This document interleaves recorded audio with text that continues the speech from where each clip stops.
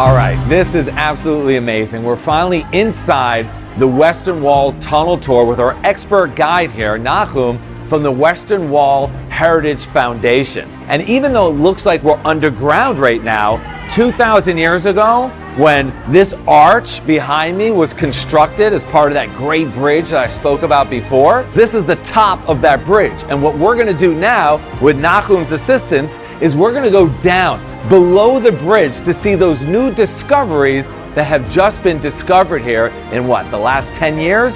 Something like that. Incredible. So let's head down now.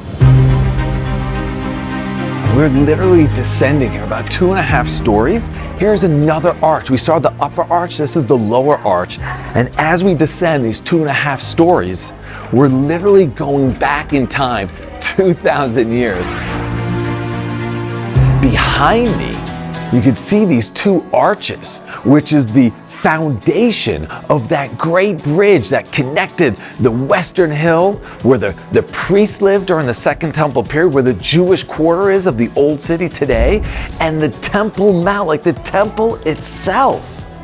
The bridge also served as an aqueduct, bringing water from Gush Etzion, from the area of Efrat where I live, just south of Jerusalem, so that there would be ample water for all of the services that were taking place on the temple.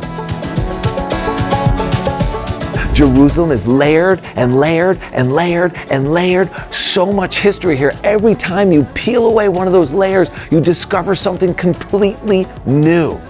And when archaeologists came here and they started digging down, what they discovered below that dates after the construction of the bridge and after the construction of this ornamental building you can see over here is a Jewish ritual bath known as a mikvah. And this is where people would come in order to purify themselves. Absolutely incredible to see all of this happening just right here and just recently discovered. All right, so the wall that you can see behind Nahum over here with the pillars that are lit up is the same edifice that we saw in the other section. However, this one is much more preserved. We don't know why the exterior of the wall in that other area was so damaged, but it was. Here you can see the gorgeous pillars.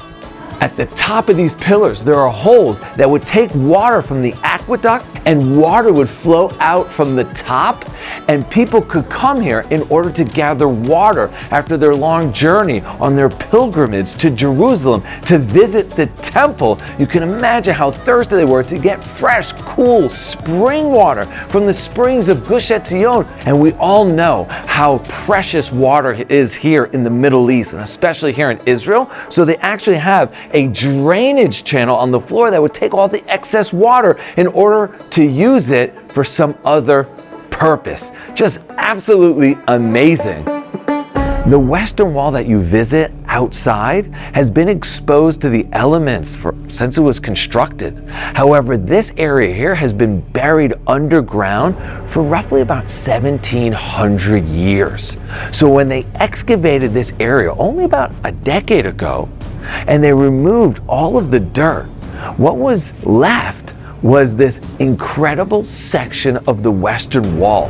What you have over here is classic Herodian stones, and each stone would have been inlaid roughly about 2 centimeters from the stone below it without any concrete or adhesive, just the weight of the stone keeping all of this intact.